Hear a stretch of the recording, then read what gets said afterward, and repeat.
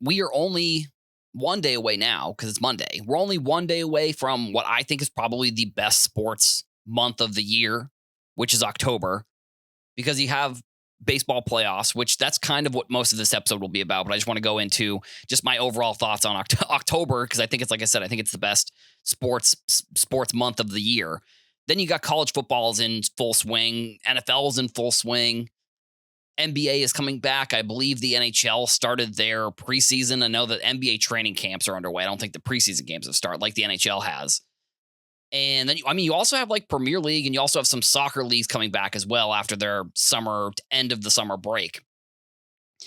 And as we head into the baseball playoffs, I don't know. I think Ohtani probably ends up being the one that dominates the headlines for this playoffs. Like, I just find it hard to see any other like way that, the Dodgers, like Ohtani really does need to play as well as he did during the regular season, obviously, which I don't think is necessarily out of the realm of possibility.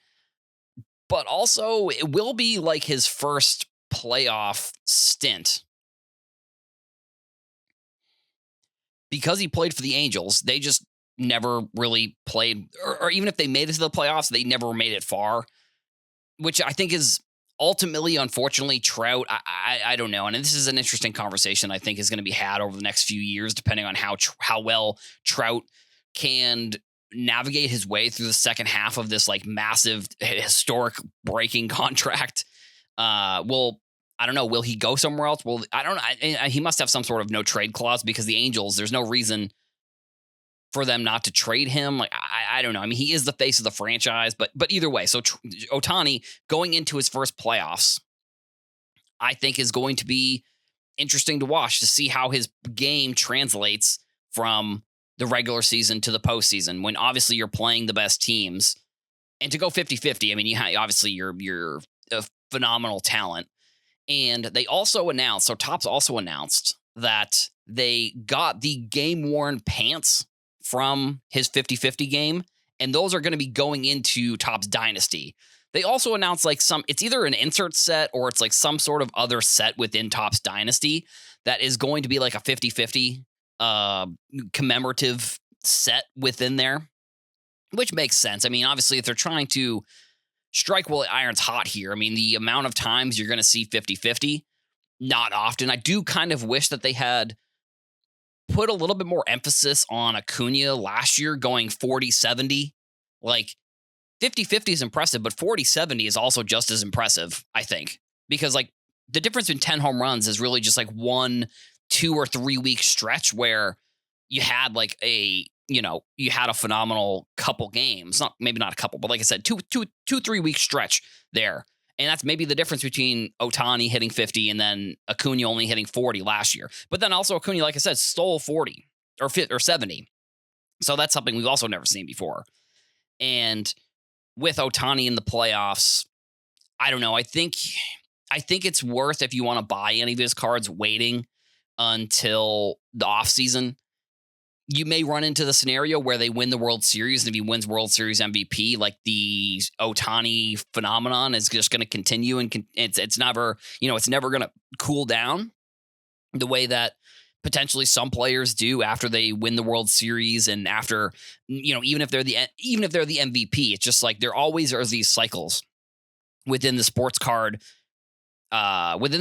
schedule that players are ultimately, they do end up going down. But if Ohtani keeps this up and he goes through the whole playoffs and is like the best player, then I just don't see any way where his prices drop.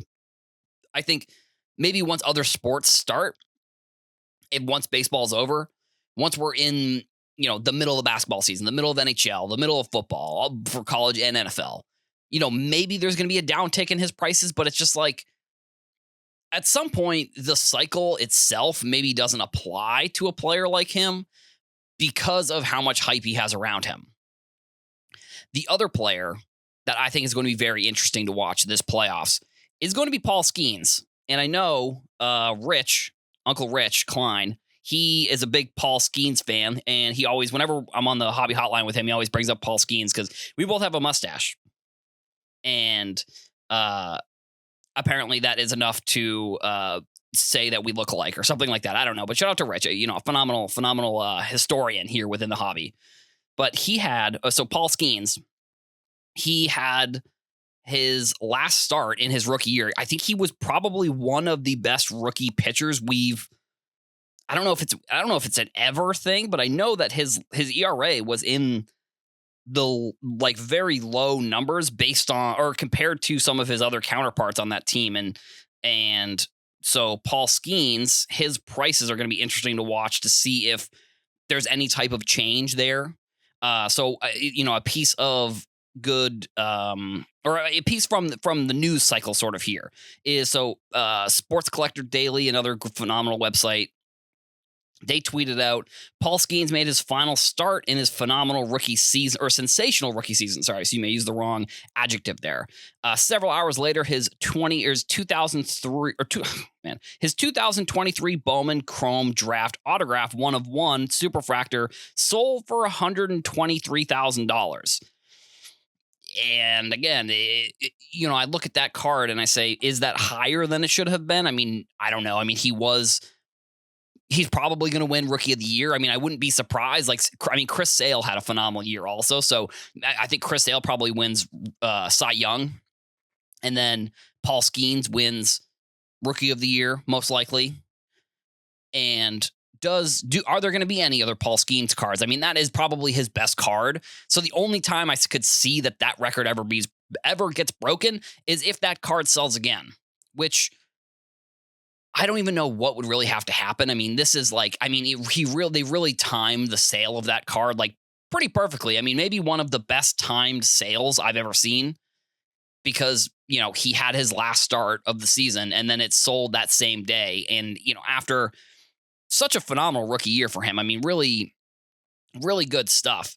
And for him, I wouldn't be surprised if he is like the face of the Topps brand next year. I mean, they usually choose it's been Corbin Carroll, it's been Bobby Witt, it's been different rookies in there.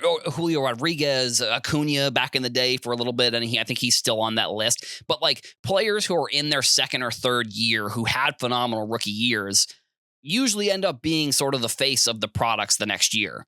So I wouldn't be surprised if Skeens ends up being the cover athlete for Topps Series 1.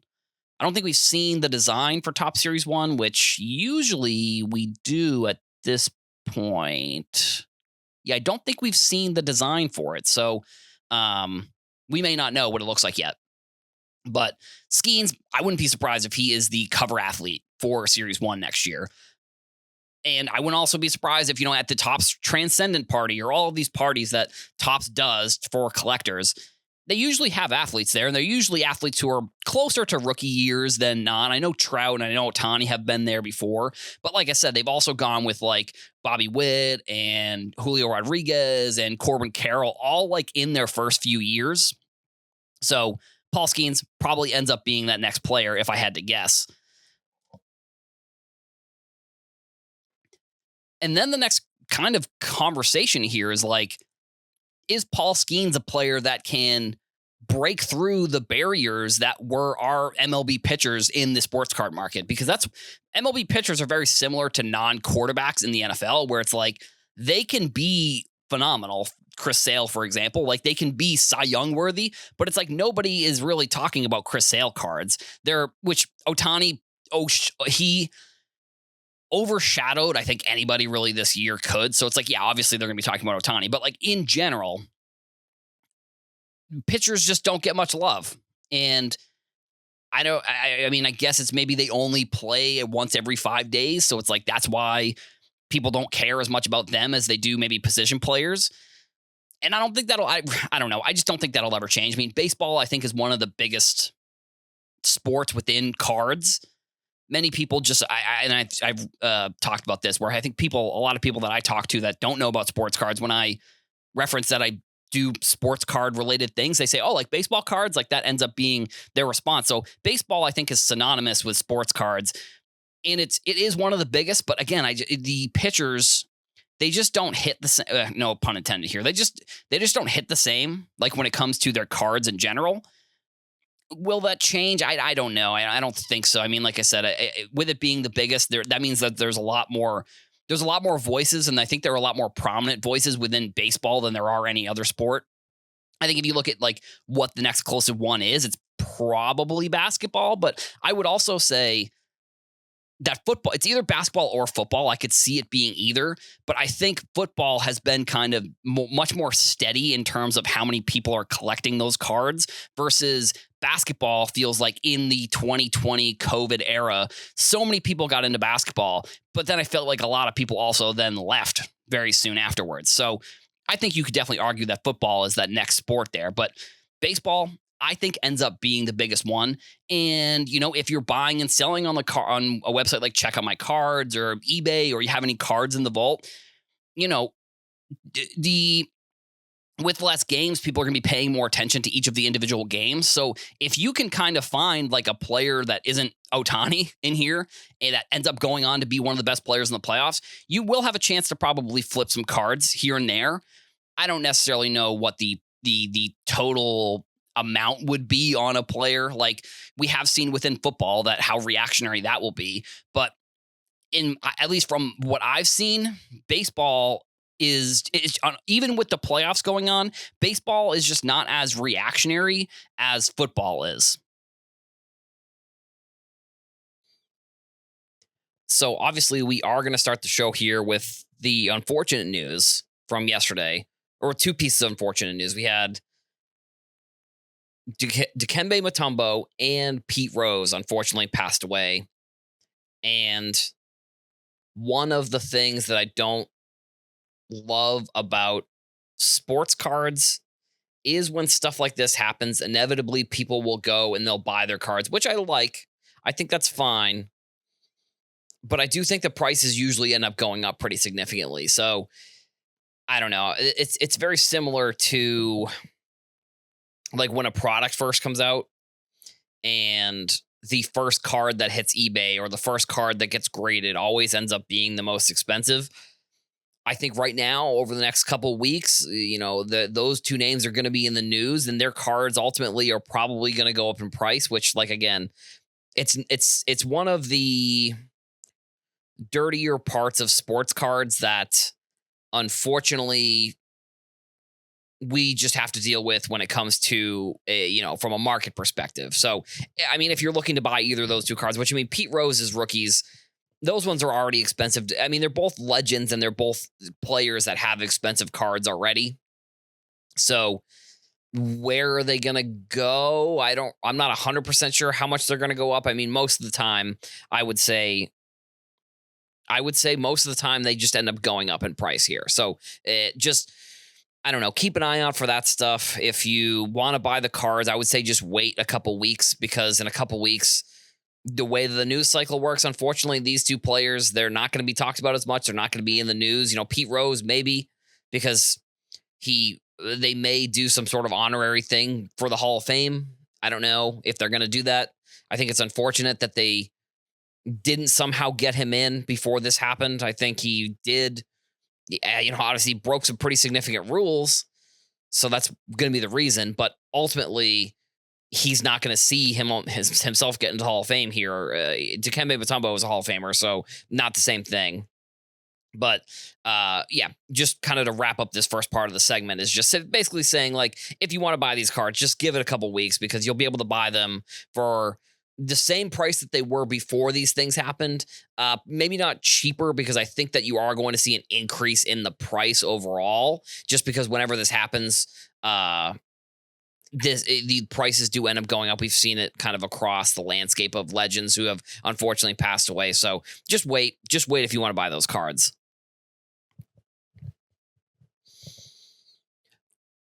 Now, the main topic for today, which I think if you've been listening to any of the shows that I've been talking about football cards during the regular season, you have heard my warning. You've heard my warning about going out and buying Sam Darnold cards, and it's going to continue. It's going to continue. I mean, I don't know if this success continues. I mean, he's going to have the whole season to play here in Minnesota, and they're 4-0, and he has the most touchdowns, so it is very impressive. what he has been able to achieve. Now, teams in the here's one thing. Here's one piece of, maybe it's an anecdote. I guess maybe it's an anecdote. The Patriots, when they were winning Super Bowls almost every year, not to rub in everybody's face here, but when they were winning Super Bowls, they were statistically one of the worst September teams. Maybe not statistically one of the worst, but compared to the rest of their seasons, September was easily their worst month. So I think that it could happen it could happen in reverse here.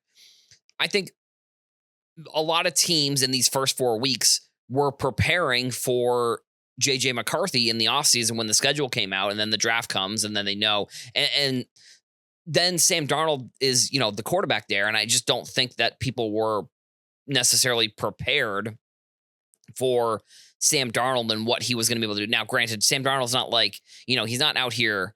He's no, let's just put it this way. He's no Lamar Jackson. He's no Josh Allen. So it's not like he's out here becoming one of the best quarterbacks in the league. Now, granted, he does have the stats this season. But I think it's pretty crazy. Also, Baker Mayfield, another player who has kind of had a complete resurgence in his career. Phenomenal. Great to see. But so Sam Darnold, if you're going to go out and buy his cards, I don't know. At this point, some of my advice sometimes, I don't think it really is helpful, because I just don't think people really, I don't know. If I can save one person, let's just put it this way. If I can save one person from going out there and overpaying for some sort of Sam Darnold rookie, I guess maybe saying this on podcasts every week is good. It's worth it, because it's just inevitable that he's going to come back down to the middle. Like, I think with players like Patrick Mahomes, Josh Allen, you probably could put in that conversation. I mean, the Lamar is maybe in that conversation. They have extremely high peaks that they have been able to maintain throughout their career. A player like Sam Darnold has had the complete opposite almost. Like his career has been bad, I would say. I mean, I'm going to go on a limb here and say up until this year, Sam Darnold just wasn't really that good. Now, granted, he could have playing for the Jets was probably pretty tough. And I mean, if you're somebody who can't handle the New York media, then obviously playing there is not going to be good for your ability to play on the field. If you're in Minnesota, I feel like the media in both of those places is basically the complete opposite. Like Minnesota, they love the Vikings. They love everything about the Vikings, where the Jets, everybody hates everything about the Jets. If you're a Jets fan, you hate the Jets. If you are a Jets media person, you probably hate the Jets. But if you're a beat writer for Minnesota, you're probably like, I actually love this. And seeing Sam Darnold have success has been, it's been a breath of fresh air, but it also is maybe a detriment to the Jets, realistically. Like, and the Browns, I think if you're looking at Baker Mayfield, I think the Browns need to be disbanded, I think, because the Browns have, and I keep using historical and statistically, but the Browns have been so horrible when it comes to quarterbacks and the development of quarterbacks. I really think someone needs to be looking into this. Like, and you hear it all the time of every Browns quarterback that ends up going somewhere else. They either are a little bit successful, or they're at least a little bit more successful than the Browns. So I think when that comes to a player who is, I think rookie wise, you have to look at what teams players are going to. And I think that is extremely important when it comes to players within the sports card products, what teams they are representing in their rookie years and kind of throughout their careers. Now, you could say Sam Darnold maybe had a little bit of a decent rookie year, but like then from there, just pretty much went downhill. And then he ends up with the Panthers, and then, ends up being the backup for the Vikings when no one really expected it. And, the other, I think, piece of important sports card related news from this past week, it was like, Panini got pretty lucky here with some of the rookies that are going to be in their products. Like Caleb Williams had a pretty good game.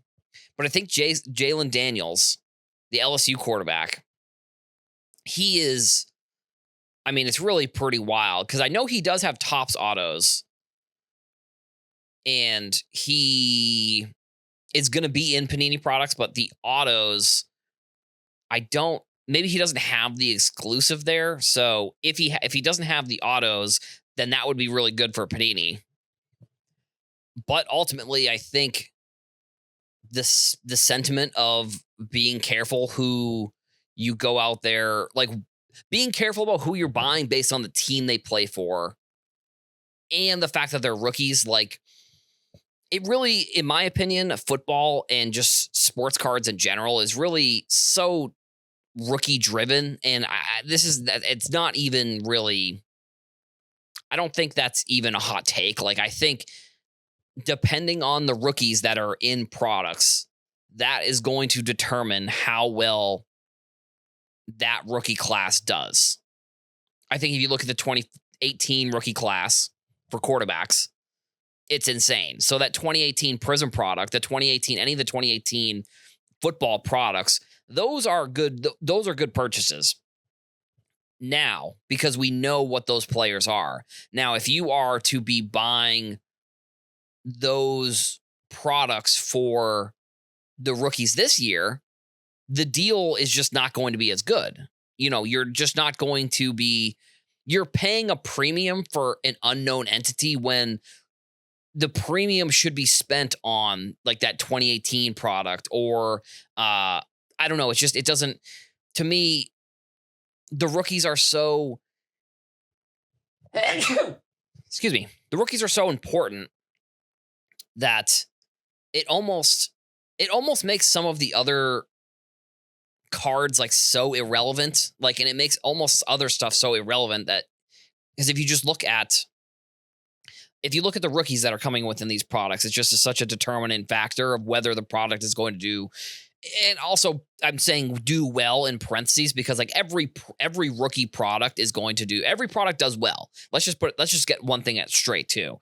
There's not really. I don't think that there is a scenario where certain NFL products or certain products that have rookie cards in them are not going to do well. I just think some years versus others, there are some rookies that end up having a better beginning of the season that leads to their prices being a little bit too high on the secondary market, or if you're breaking or doing any of these things with the rookies.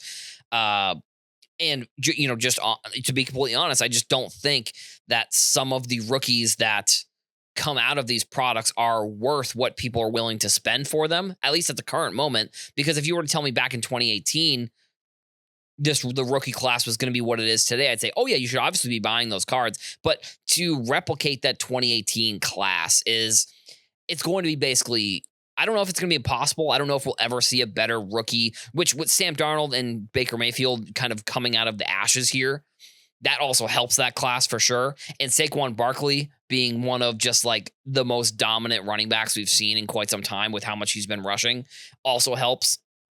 But overall, the amount of money that you could spend on a rookie card or a product with rookie cards, I think is significantly more than people should be spending on those products. But also then again, sometimes I say stuff on this podcast and it just doesn't come to fruition, or it's not correct. Like maybe that's the case here.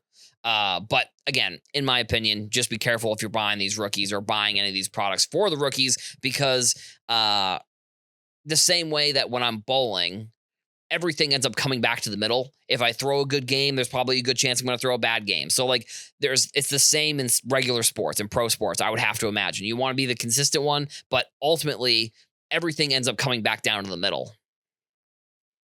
So before we get into today's episode, into the topics, there is a little bit of a correction that I have to make. So I was looking at, I don't know, when I was looking at Twitter, I guess I was seeing a lot of Topps' tweets about some of the Ohtani, memorabilia and stuff that they have got. And then they also said they were coming out with a set, which I've gotten some more info on the set. It is not a set that is within Topps Dynasty. There are Topps Dynasty Ohtani cards that do have the pants, I believe. but the set is actually it's a single 50-50 set. It's not a set that's within that. So, real quick update. I felt like I saw that the other day and I was like, oh, I think I was talking about the set being in the Topps Dynasty, and I kind of was contemplating what that would be like. That's not correct. So on today's episode, we are going to be talking about, many of you probably know, I love lists, and I love lists that are based on data, and I love analyzing lists that are based on data, and that's what we have here today. So I think one of the best websites for sports cards, if you are just trying to get images or you're trying to get actual info on certain sets, Trading Card Database. So they're at Trading Card DB on Twitter. They, most months, at least maybe, I don't remember seeing it in August for September, but they did come out with this September list. Since now we're in August, which is like insane. I can't believe that it's already like the first week of August here. So they put out a top 20 list. I'll go from the 20 and then I'll kind of start giving commentary once we get a little bit higher up the list when I think that there is some significance to the list itself. So number 20, 2021 Topps Baseball. 19 is, which ironically, 1990 Donruss Baseball. 18, 20, or 2024, I said the number wrong there. Bowman Chrome Baseball. 17, 1991 Topps Baseball. 16, 1990 Pro Set Football. That was 16. 15 is 2023 Composite Football, Topps Composite Football, that unlicensed football set that they recently just came out with. Number 14 was 2024 Donruss Baseball. Kind of interesting that people are like searching for that, the baseball product. I guess it's maybe not super surprising that it's a baseball product that people are searching for in the last month of the season, but like that's Donruss Baseball is not like a crazy set. I'm surprised there wouldn't be more 2024 baseball sets on here. I guess I don't know. Seems a little weird to me. Number 13, 1990 Topps Baseball. Number 12, 1988 Topps Baseball. Number 11, 2024 Bowman Baseball. Number 10, 1989 Topps Baseball. I'm almost getting there, don't worry. Number 9, 2023-24 Upper Deck Hockey. Number 8, 2022 Topps Baseball. Number 7, 1987 Topps Baseball. Number 6, here's where things start to get mixed up a little bit. 2024 Score a Treat, which was like a Halloween set that Panini had come out with. Score a Treat Football, which was I don't know if it was new or not, but it was not something that I remember ever seeing. It's new to me, I guess. I don't know. Number 5, 2024 Topps Heritage Baseball. Number 4, 2023 Topps Baseball. Number 3, 2024 Topps Chrome Baseball. Number 2, 2024 Score Football. And 2024 Topps Baseball was number 1 on this list for September. So all the baseball on this list, I don't know, not super surprising. I think it's fairly reasonable that in this last couple months of the season, because it's September, the last month of the season, other than playoffs, because that's underway, but last month of the season, you're going to have more baseball. But I think that this is an interesting. I almost think that Panini needs, again, I'm going to talk about the release schedule because I don't know. I would make some changes here in my opinion, but like the fact that Score Football 2024 is on here and there aren't any other football is kind of interesting. Or I guess, well, other than Score a Treat, but like there's no Prism from 2023. There's nothing really from any other year other than 2024. But then randomly 1990 Pro Set. I don't know what that would be about really. But then the Composite Football is also on that list. So you got three of the top 20 were football, 1 hockey, no basketball. But I would imagine basketball will probably come into this conversation in October.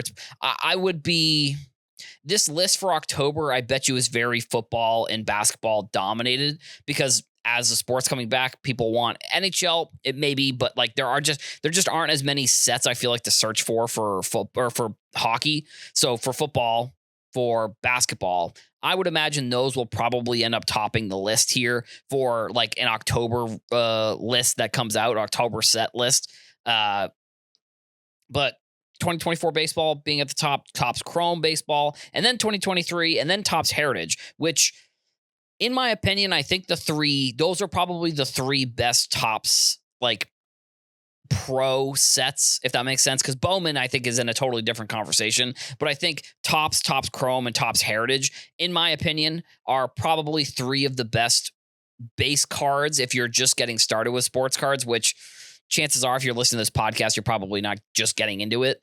But Heritage Baseball was a set that I actually got into because I think Heritage High Number with Ohtani and Acuna had just come out in 2018 when I was getting back into cards, and I ripped a bunch of that, and I pulled a bunch of Ohtanis and a bunch of Acunas, and I wish at the time I knew what I was going to have, and I think I got a couple of them graded. I think Heritage is actually one of the sets that I bought graded. Like, I believe I bought some Bellinger maybe, and maybe some Carlos Correa, which that was when he was on the Astros, when he was really like kind of one of the best shortstops in the league. I guess maybe he potentially could still be, but he was just, I don't think he is as good as he used to be. And then 87 Topps, I think that's an interesting one on this list. 89 Topps. I mean, all of these other top sets, I do wonder why these sets end up making a list like this, like 91 Topps, 99 or not, 91, 90, 88, 89, 87. But like, there aren't any from the 90s. Well, the 90s I can understand, but there aren't any from like the early 2000s. Like, I'm surprised that there aren't more like 2020, 2021, 2022 products on here. Like, 2021 Topps just made the end of the list here. It was ranked number 20. And I don't know, maybe it's because there was a player in that set. Potentially, I guess I'm not 100% sure where all of the traffic comes from those particular baseball sets. But I think it goes to show that when baseball is the most popular sport, it, I think, translates to sports cards. Like, it was either Friday or Thursday of last week, or it could have been Monday or Tuesday this week. I just know recently I was talking about this, and I was talking about how I think people equate sports cards with baseball cards. And I think, during when baseball is the biggest right now, we also had some pretty good races too. Like, that could be also the thing. Like, the Tigers really made a crazy comeback there. So maybe there's like Tigers players that are in some of those sets or something. But when baseball is the most important sport, which I think that October, there probably will still be a lot of baseball, because I think as we go, like, the whole playoffs basically happen in October. So like I know like the Red Sox, I think that they played on like Halloween one year when they were in the World Series, but I don't know if they still play that late into October, or, well, I guess they must have, because they've expanded the playoffs. I'm not, like I said, I'm not 100% sure if they play that late into October anymore. I know they used to, but I don't know if they do. But I think with basketball, that might be another one too, where maybe there just aren't like a lot of, like, for example, there's no like Panini basketball. Like, there is like Topps's flagship product is just called Topps Series 1. Like, it's not like there are the other, like, there's Topps Finest, they're the other, Heritage, Bowman Chrome, all of those things. There are Topps products that are basically just labeled as Topps, but there aren't any products that are just labeled as Panini, for example. It's all of them would be, Panini Score or Panini Prism or any of these things. So I don't know. I don't know if that hurts the searchability for some of the products. I would guess so, just based on my knowledge of SEO, I guess, and like my knowledge of like people searching for things online from a marketing perspective. Like, the fact that there isn't like almost an easy way to find a Panini product, because if you don't know what you're looking for example, if you don't know what you're looking for, is it easier to search for Topps?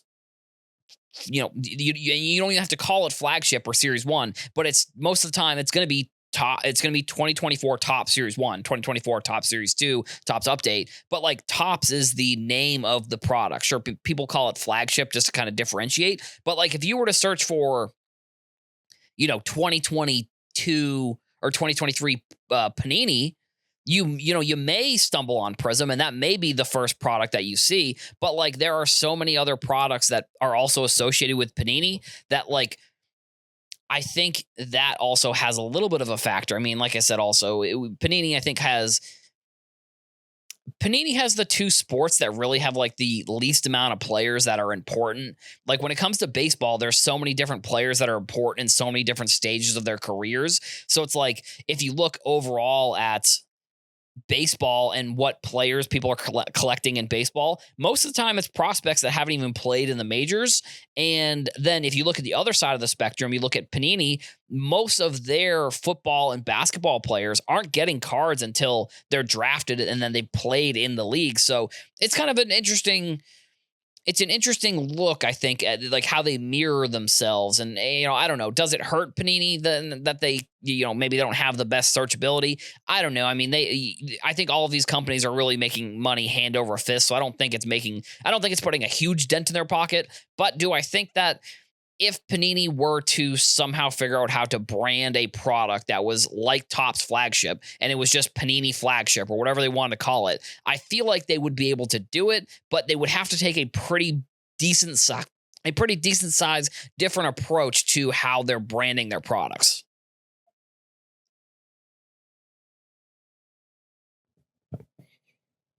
Since now we are into the football season, obviously we're going to start getting rookie cards coming out. And there was an image that I saw that I guess maybe I had forgot about, if I'm going to be completely honest. So like a couple, probably like maybe in a week 1 or a week 2 recap, I was talking about JJ McCarthy. And I was wondering what was going to happen with his cards this year.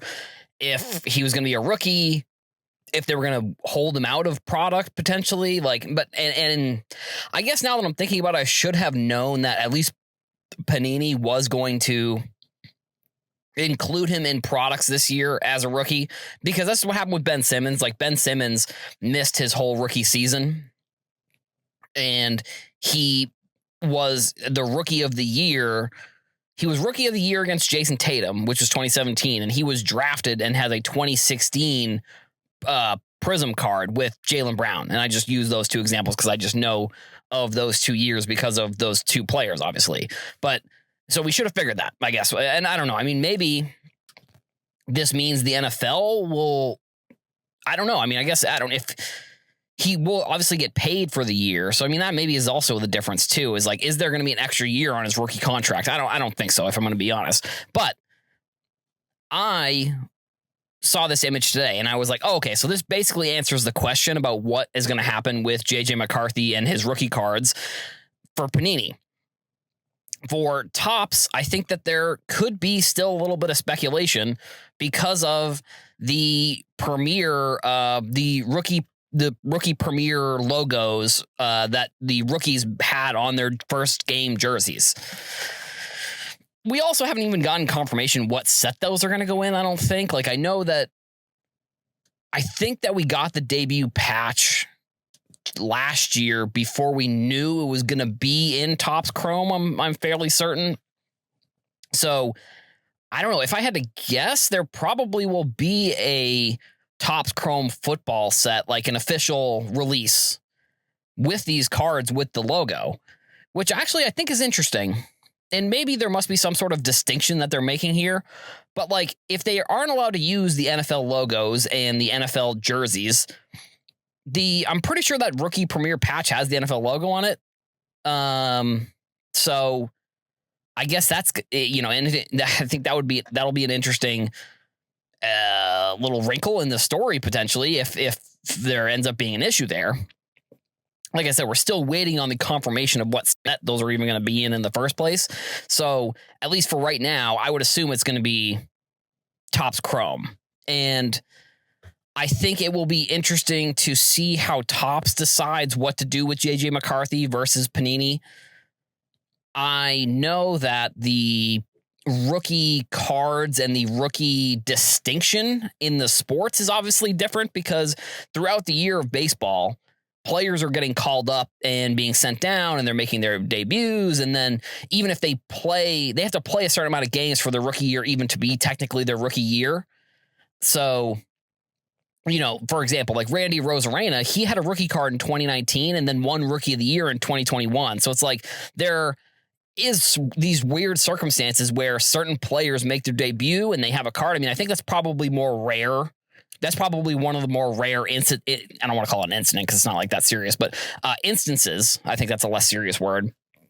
That is one of the rare instances where a player makes their debut. I guess they played enough that they got a Topps card, and then, because also something like that can happen where maybe they make their debut at the end of the season. They're an exciting rookie, and then they don't play very well like in that next season. So like maybe they don't start the season on the regular roster. Maybe they start in the minors, and the case there, if they start in the minors, there's, obviously with him, he didn't really get called up until he didn't play for his rookie year. His rookie year wasn't until 2 years later. So that, I don't know if that's something that can happen with other sports necessarily, because for the most part, if you're getting drafted in the NFL or you're getting drafted in the NBA, you're probably going to be, especially if you're a first rounder. I mean, it's second rounders in the NBA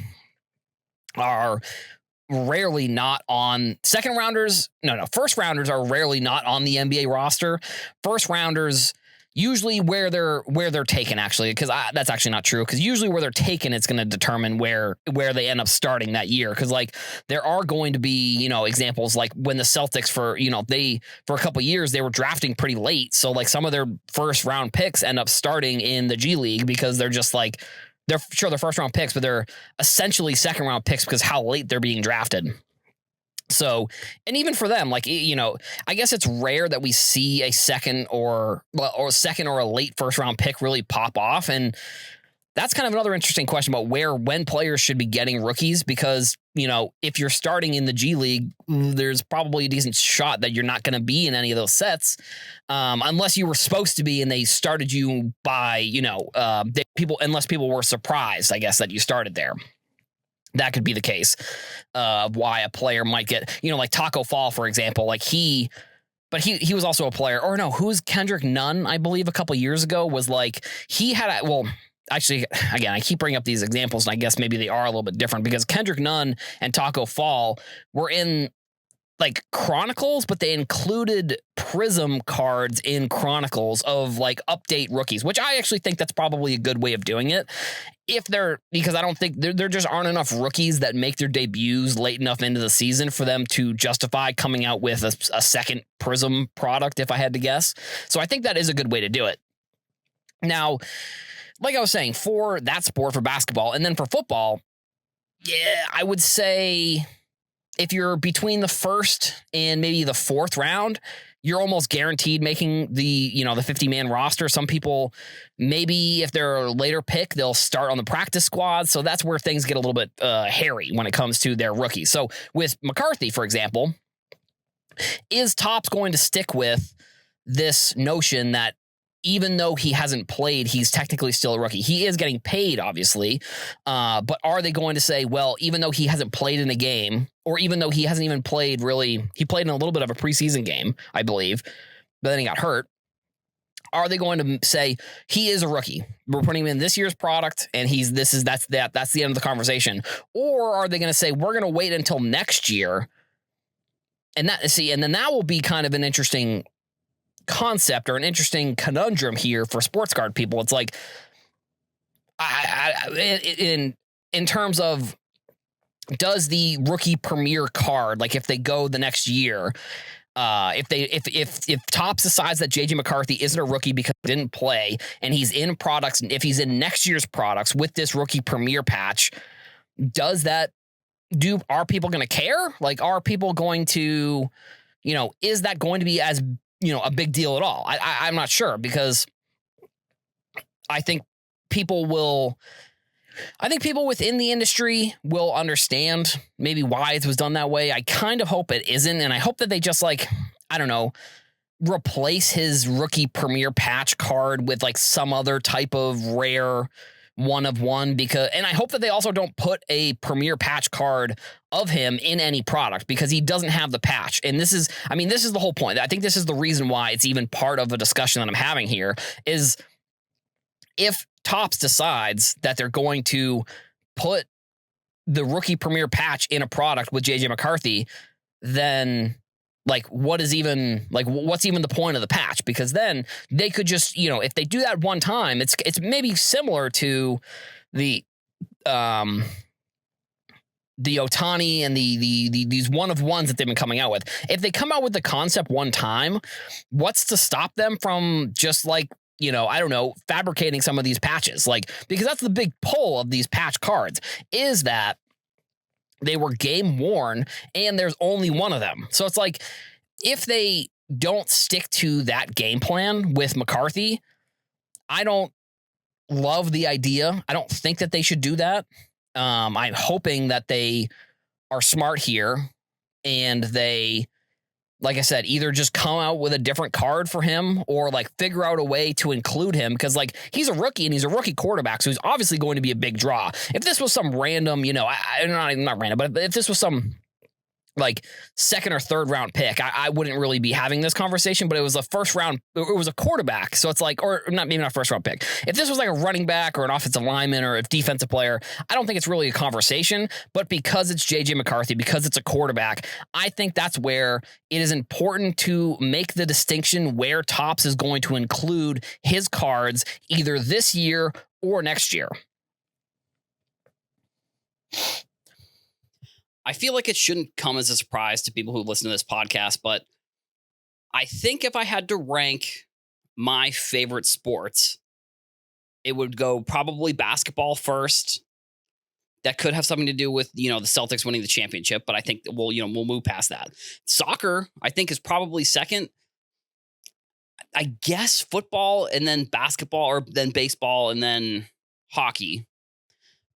And you have heard also on this podcast, I've been talking about, it's almost time for basketball to come back. NHL preseason started last week, and tonight we have some of our first preseason games for the NBA. Now, Bronny probably going to make his debut. I would be surprised if we see LeBron playing. I don't know why. Actually, no, I guess it's the NBA preseason and the NFL preseason maybe is a little bit different in that circumstance, where it's maybe LeBron plays in the first half and then he doesn't play the second half, and then you have the backups and all of those things. But on yesterday's podcast, we talked about what Topps and Panini were going to do with JJ McCarthy. And I think another player that is obviously, I'd say, probably the most important rookie this year is going to be LeBron's son, Bronny, which is strange. I'm surprised that they didn't just draft him in the first round. I mean, realistically, I don't even know if he's going to. From what people are saying, he probably should make the opening day roster, but then you have people saying that he should definitely be playing in the G League, which I would say he probably should, because last year was really kind of just a warm up for him, getting back into the groove of things, because he had that injury, the heart injury, 2 summers ago, when everybody was at the National. The news popped up and it was just Bronny had had an issue on the court, it was a thing with his heart, and then he comes back and he plays at USC, played okay. I mean, I don't think he was really he wasn't the player we were expecting, but it's with that type of injury, you can't really expect that he's going to be that good, really. So I don't know. I think a season in the G League would be good for him, because then he's just going to be playing players who are, he's actually going to play, because if he plays in the NBA, I don't really see him playing.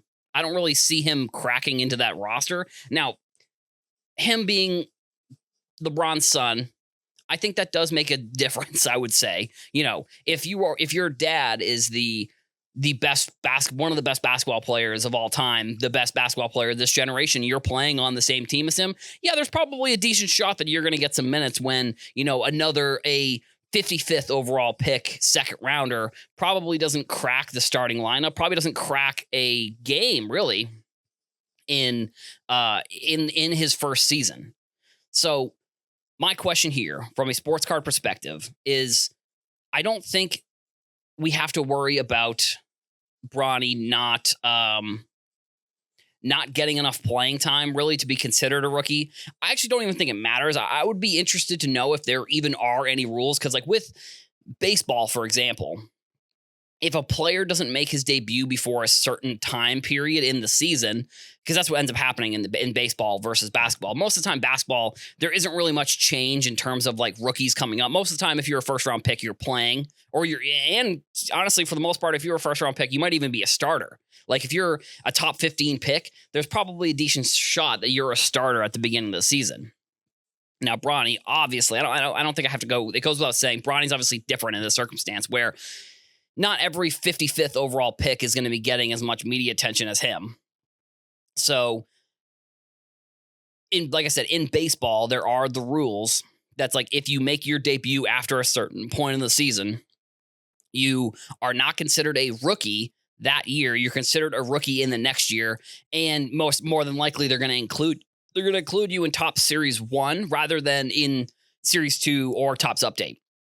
I don't love the concept. I think Topps has used it to their advantage the past couple of years, and actually maybe even dating back longer than that. But I think the past few years, it's been pretty clear that like the top rookie is about to make their debut, which that also could be, maybe it's a coincidence that the top rookie makes their debut right around the deadline date. But like last year, Elly De La Cruz literally made his debut the day after they switched it. So it's like, I don't know how much of a coincidence really is that. I don't really know. So there are rules in the MLB.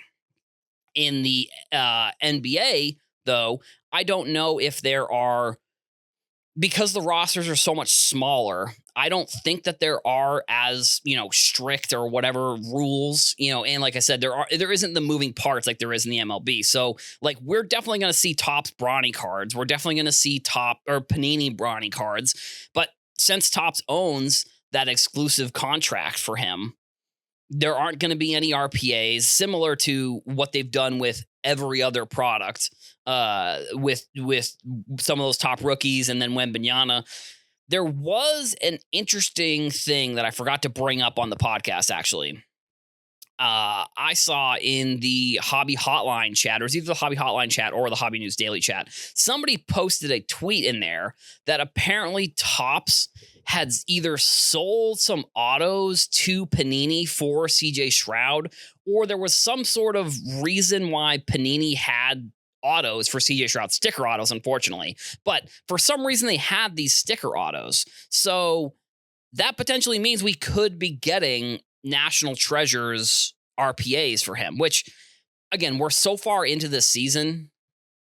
Actually, no, National Treasure is out, so we would know whether that is. I saw an Anthony Richardson autograph, which I don't know if this was photoshopped or not, but I saw an image of somebody posted on Facebook of a Anthony Richardson National Treasures RPA, and like the autograph was like super tiny. I don't know if that was photoshopped or not. I mean, there was some controversy at the beginning of last season when the football cards were coming out that like, Anthony Richardson, apparently like his autos had changed significantly. So there was a little bit of speculation whether they were even legitimate autos, because a lot of them had been submitted to PSA and they had been rejected. Like they were not authenticated because they said they were either altered autos or they weren't the correct auto, or there was some issue with it, which I didn't see anybody. Again, realistically, it was a scandal, and it probably was just a quick tweet that somebody put out, and that's why maybe I didn't see the result of what happened. But I know that PSA was looking into it. What the result was, I guess I don't remember off the top of my head, but there was an issue with those autos last year. So with Bronny, if that is an option, like, and this was sort of, I've talked about this kind of on podcasts where I've talked about the exclusivity deals that Panini and Topps have with some of their athletes, specifically with Topps taking some of these football and basketball athletes, and basically making them so they don't have the biggest cards, which I think is a horrible decision. I think is really not a decision that is helping the hobby. I think it actually is I don't really think it's helping anybody, actually, if I'm going to be completely honest, because people are getting rookie autos of Stroud or Bryce Young or Will Levis, and it's like, but they're on cards that no one wants. So it's like, what's even the point of signing them to the exclusives? Like, it almost makes more sense to say, hey, we're going to license his auto. This is the concept that I was talking about a while back. Either have Panini license the National Treasures and Prism branding potentially, or have Panini get the license, loan the license out. Topps would loan the license out so that way they could create the autos for the top products. Because I think the autos in this circumstance that they're exclusive, all it's doing is hurting the people who want to collect football cards currently or want to collect the top rookies, because you're just not getting the best autos of these players. So we saw that with Wembanyama also, and we're probably going to see it with Bronny this year. Like, I actually think it would be a way that Topps could recoup some of the money that they spent on getting the exclusive, is to license out the auto, which again, that almost makes the exclusive like, what's the point if you're just going to license it out to companies to use? But I don't know. I mean, I think that would be a decent option. And I think they would recoup some of the money that they spent on getting the exclusive. And it would be a good faith thing for Topps to do in the circumstance when it's like, I think for companies within the hobby, I've talked about this as well. Companies within the hobby, I think it's important for them to do well. And I think what Topps has done with some things in the hobby is they have purposely, or not Topps, Fanatics, sorry, because I'm talking about Fanatics business dealings. What I think Fanatics has done sometimes is they do business at the expense of other companies. So for example, they did business at the expense of Topps getting the licenses, getting the MLB license, getting all of these things. And then they went out and they got the autos for the top players from that year's draft. So like, yes, is that a business move for Topps that's going to potentially hurt Panini? Yeah, probably. But like, I think if Fanatics really wants to look at the hobby as a whole, and if they really want to come in here and sure make the money, because I feel like that's an obvious thing for them. Like they're not going to do something if it's not going to make money, but also for them to keep the integrity of how the hobby has been over the past decade or two. You know, the National Treasures and the Prism autos and all of the autos are contenders autos for football. They're important to the industry. So for Fanatics to say, no, we don't want those cards to come out of these top players because we are trying to, it's a business move, and if you want to call it a dirty business move, I think that's probably fine. But I think it maybe more speaks to the nature of like the exclusive contract in general and how I don't really love it, like I've said. So we're going to probably get unlicensed Bronny autos. We're going to get licensed Panini. We're probably going to get licensed Prism Bronny cards, but no autos. But if Fanatics, I think it would be worth the time thinking about, would be licensing out the player and at least allowing Panini to come out with 1 to 2, maybe 3 products that are going to include autographs for some of these players that Fanatics and Topps have exclusives with, because in my opinion, it would just be good for the industry.